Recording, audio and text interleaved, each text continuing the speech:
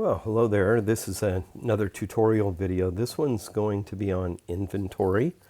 It's probably going to be quite short. After you log into the Follow-To system, normally you end up at the basic home page.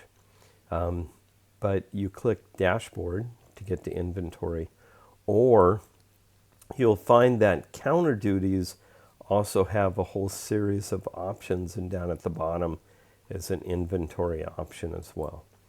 Now, you do need to have security access to inventory or any of these buttons to use them, but let's assume that under Staff Edit, you have access to it. So let's click Inventory, or take Inventory. Now, you'll notice the inventory screen is quite simple. There are inventory report buttons down at the bottom. But basically, an inventory is something that you decide to do. So in other words, this Saturday, you want to go through and do inventory. And the first thing you do is you clear the previous inventory. So you start a new inventory by clicking the button. And it says, are you sure you want to do that? Because this is going to clear all the other tickets that have been scanned. Click yes, and it'll go through and say your inventory has been cleared. Start scanning. So then hit close. And up here, you can simply take your scanner and scan all the tickets in the store. So if I come in here and do 200, 100, because I've got some large numbers, you'll see it says that ticket's okay. There's under the error section, it says okay. That means there's no errors. The status of that ticket is a quick ticket. So in other words, you would scan the quick tickets as well as all the in-process tickets and ready tickets. Okay. Now you'll notice there's no location because it's obviously a quick ticket and you haven't edited the ticket yet. Okay. So we're going to come in here, we're going to do another ticket, and it says, okay, that one's in process, but no location, meaning that it's being cleaned. So the I stands for in process. And you'll notice it's got an account and all this. Over on the left, it gives you a running history of what you scanned. So I'm going to scan another ticket. And now, by the way, you don't necessarily have to scan them. You can type them in, but that's just ridiculous. You're better off buying a $38 scanner at Amazon.com that's Bluetooth and just go scan them all. Okay. Now you'll notice this one gave us an error. So it says error ticket picked up. It's because the status is P. P stands for picked up. There's no location, meaning that there was no previous location that the ticket was located at, because if you assign a ticket a location, it'll actually keep the location after the ticket's picked up.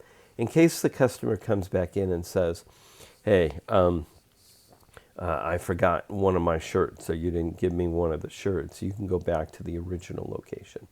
And you can always find that in ticket edit, or ticket search, and just type the ticket number or the customer number, and it'll show you the previous location.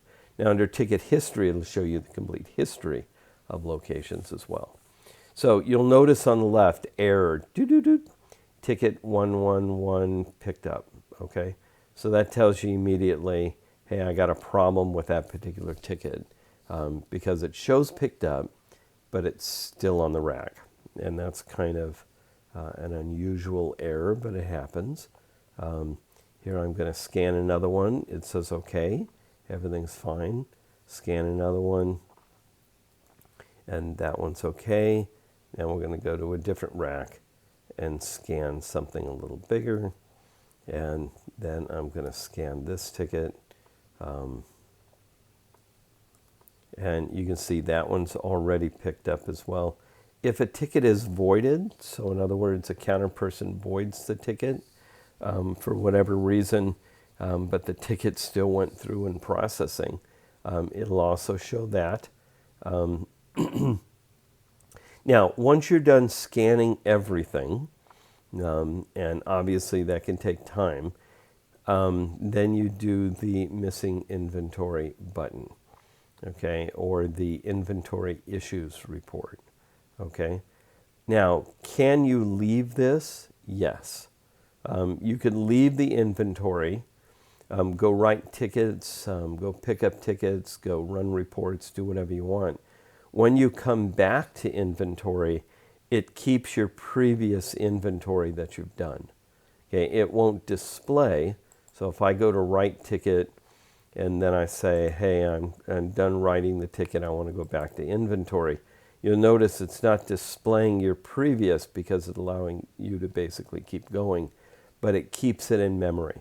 So now when you start your missing inventory, it's going to give you a listing of everything that basically should be in the store that you did not scan. Okay, so missing inventory is going to be, if you scan everything in the store and the computer is up to date with your inventory, then it'll come back with nothing. If you've scanned 10 items and there's 100 items in the store, it's going to come back with 90 items. And it's going to give you the locations and such. And it's going to tell you, hey, these items basically were not scanned. Now, you'll notice that I have 29 pages of inventory.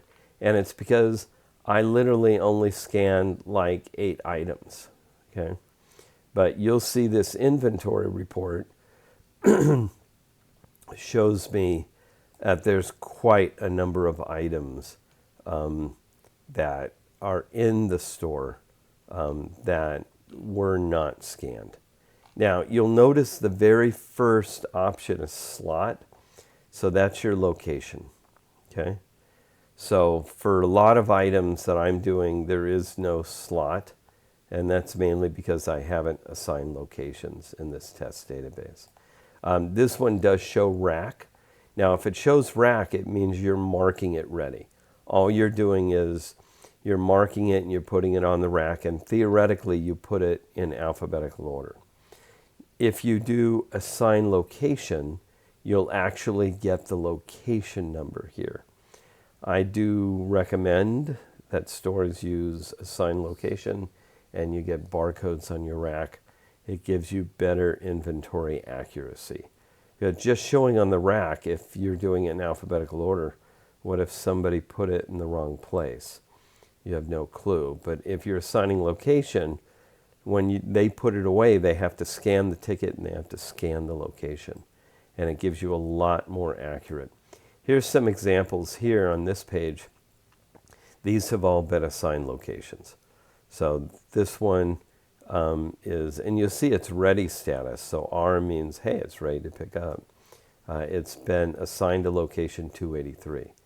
And you can go to 283 and you can see, hey, how come I didn't include that on the inventory? So that's your missing inventory report. The inventory issues report's a little bit different. It's going to show you the ones you scanned. So these are all the ones that you scanned previously or today. Now remember, this gets cleared when you start a new inventory. But this is going to give you a report of everything that's been scanned, and it's going to show you the errors on the ones that had errors and okay on the ones that didn't. Okay. So with that said, that's inventory. For those of you that haven't watched the video on assigning location, remember to assign a location, all you've got to do is scan the ticket